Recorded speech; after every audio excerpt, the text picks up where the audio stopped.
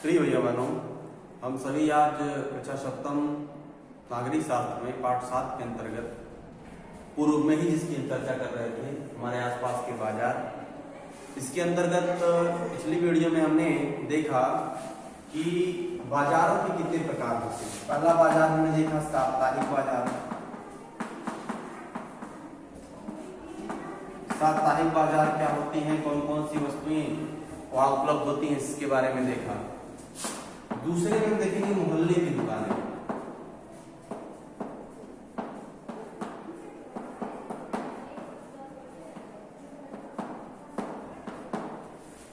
मोहल्ले की दुकानें क्या होती हैं। आपने देखा कि साप्ताहिक बाजार में कई तरह का सामान उपलब्ध करवाते हैं हमें, जो साप्ताहिक बाजार होते हैं। अब हम अन्य तरह के बाजारों से भी परिचित होंगे कि अन्य तरह के बाजार में भी हम सामान खरीदते हैं, बाजारों में भी सामान खरीदते हैं। ऐसी बहुत सी दुकानें हमारे मोहल्ले में भी होती हैं जो हमें कई तरह की सेवाएं और सामान उपलब्ध करवाती हैं। हम पास की डेयरी से दूध लेते हैं, किराना व्यापारी से तेल, मसाले व अन्य खाद्य पदार्थ तथा स्टेशनरी के जो सामान होते हैं, स्टेशनरी के व्यापारी से कागज, कलम या फिर और जो रसोई की चीजें होती हैं, दवाइयाँ होती हैं, उनकी भी दुकानों से हम क्या करते हैं, सामान खरीदते हैं। इस तरह की दुकानें अक्सर पक्की और स्थायी होती हैं, ये हमेशा इधर उधर नहीं जाती। साप्ताहिक बाजारों की तरह अलग अलग स्थानों पे, अलग अलग जगहों पर, अलग अलग समय में होती है। ऐसा नहीं होता इसमें, ये पक्की होती है, एक जगह स्थिर होती हैं। इसको हम कहते हैं मोहल्ले की दुकानें।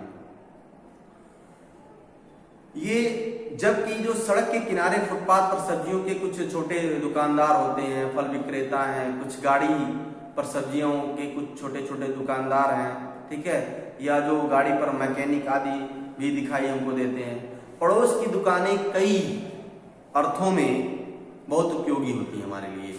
उपयोगी क्यों होती है कि यदि मान लीजिए कोई सामान अचानक हमारे पास खत्म हो गया तो हम क्या करते हैं, जाकर के मोहल्ले की दुकान से, पड़ोस की दुकान से ले लेते हैं।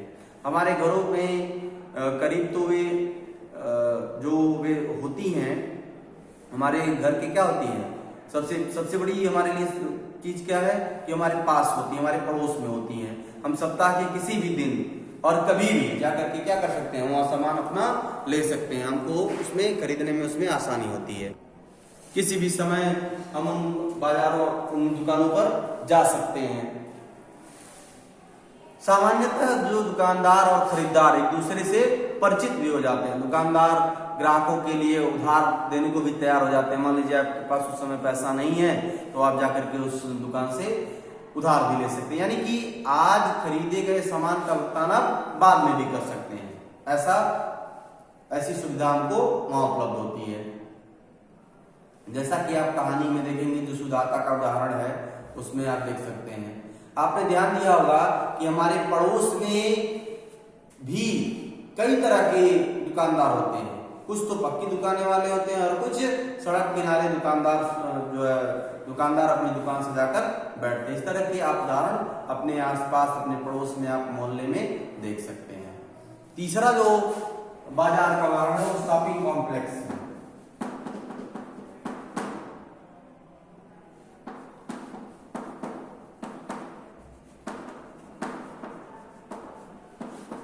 शॉपिंग कॉम्प्लेक्स भी एक तरह का क्या है, दुकान है।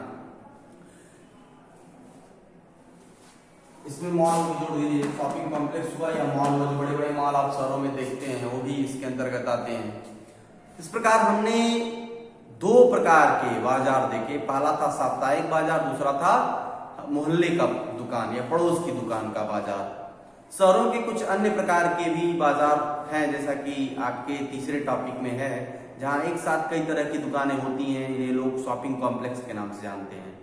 एक साथ जहां पे कई प्रकार की दुकानें हों उसको हम क्या कहते हैं, शॉपिंग कॉम्प्लेक्स। कॉम्प्लेक्स का मतलब कि सारी चीजें वहां उपलब्ध हो जाए, शॉपिंग की सारी चीजें जहां उपलब्ध हो जाए उसको हम क्या कहते हैं, शॉपिंग कॉम्प्लेक्स के नाम से जानते हैं। अब तो कुछ शहरी इलाकों में आप देखेंगे आपको बहुत बहुमंजिला वातानुकूलित दुकानें भी, वातानुकूलित का मतलब कि आप जिस वातावरण में हैं, जिस वातावरण में रहना चाहते हैं उसके उलट वातावरण, जैसे ठंडी का महीना तो उसमें गर्म हो और गर्मी का महीना हो तो वहां पे ठंड हो, ऐसा देखने को मिलेंगे। जिनकी अलग अलग मंजिलों पर अलग अलग तरह की वस्तुएं मिलती हैं, इन्हें हम मॉल कहते हैं। इन सारी दुकानों में आपको बड़ी बड़ी कंपनियों का ब्रांडेड सामान भी मिलता है, कुछ बिना ब्रांड का सामान भी मिलता है। विज्ञापन वाले अध्याय में आपने पढ़ा था कि ब्रांडेड सामान जिसे कंपनियां बड़े बड़े विज्ञापन दे करके और क्वालिटी के दावे करके बेचती हैं, उसको हम क्या कहते हैं? ब्रांडेड वस्तु कहते हैं। और वो महंगा भी होता है। कंपनियां अपने ब्रांड के उत्पादों को बड़े शहरी बाजारों और विशेष शोरूमों में बेचने के लिए रखती हैं। बिना ब्रांड के उत्पादों की तुलना में इस ब्रांडेड सामान की कीमत का बोझ केवल कुछ ही लोग उठा पाते हैं। आप देखेंगे कि जो बड़े बड़े लोग होते हैं वही अधिकतर ब्रांड का इस्तेमाल वही करते हैं। जिनके पास पैसा नहीं है वो ज्यादा ब्रांड का इस्तेमाल नहीं कर पाता, उसको सामान्य वस्तुओं से ही संतोष करना पड़ता है।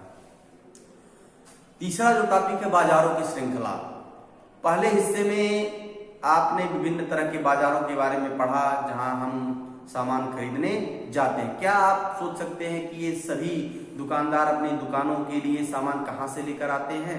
सामानों का उत्पादन कारखाना, खेतों और घरों में होता है, लेकिन इन कारखानों और खेतों में सीधे सामान नहीं खरीदते हैं। चीजों का उत्पादन करने वाले भी हमें कम मात्रा में, जैसे कि 1 किलो सब्जी, एक प्लास्टिक कप और ये सब आदि बेचने में रुचि नहीं रखेंगे। वे लोग जो वस्तु के उत्पादक और वस्तु के उपभोक्ता के बीच होते हैं उन्हें हम क्या कहते हैं? व्यापारी कहते हैं। ठीक है। अगला जो टॉपिक है, बाजारों की श्रृंखला।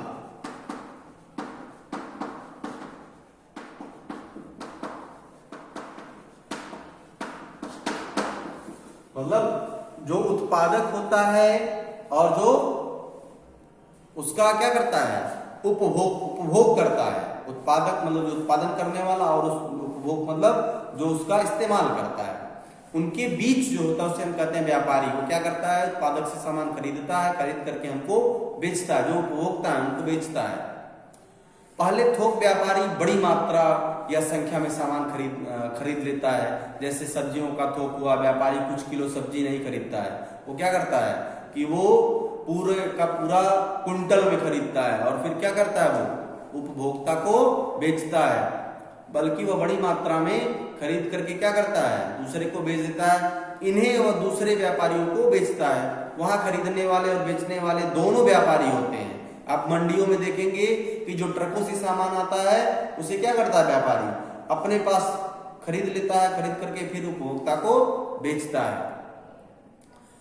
खुदरा या फुटकर व्यापारियों कहलाता है। जो बस व्यक्ति उपभोक्ता को बेचता है वो क्या कहलाता है? खुदरा या फुटकर व्यापारी कहलाता है। यही वह दुकानदार होता है जो आपको पड़ोस की दुकानों, साप्ताहिक बाजार या फिर शॉपिंग कॉम्प्लेक्स के सामान बेचता हुआ मिलता है। उसी को हम क्या कहते हैं? फुटकर व्यापारी। ठीक, इस प्रकार से फुटकर व्यापारी को हमने समझा।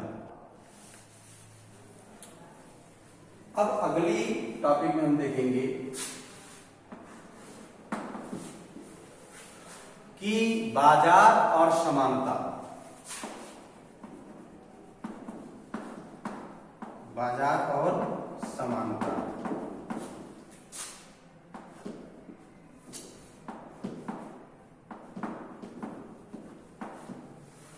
बाजार और समानता से क्या तात्पर्य है?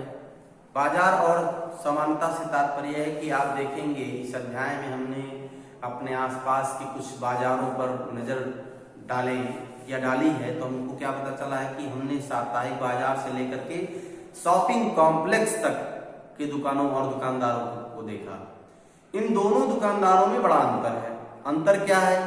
एक छोटी पूंजी से व्यवसाय करते हैं या एक छोटी पूंजी से व्यवसाय करने वाला दुकानदार है, जबकि दूसरा दुकानदार कैसा है? वो बड़ी पूंजी वाला है, बड़ी पूंजी खर्च सकता है, उसके पास ज्यादा पैसा है। इसकी आमदनी भी अलग अलग होती है।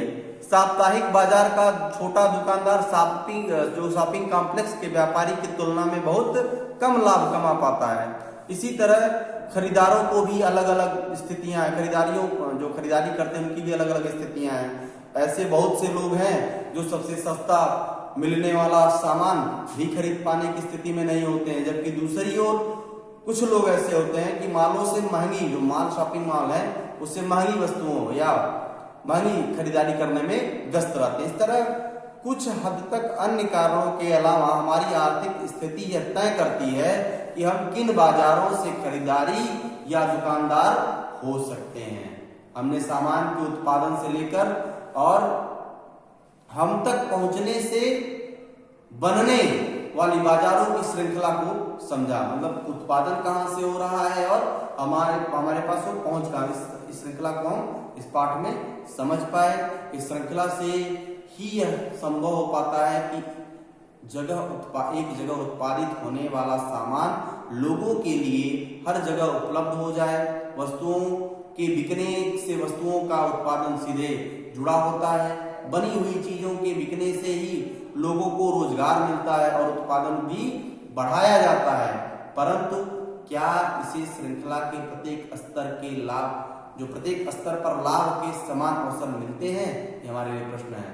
आगे एक कमीज की कहानी दी हुई है इस अध्याय में, इसको आप समझने का प्रयास करिएगा। धन्यवाद। इसका प्रश्न उत्तर हम आपको PDF के रूप में भेज देंगे। धन्यवाद।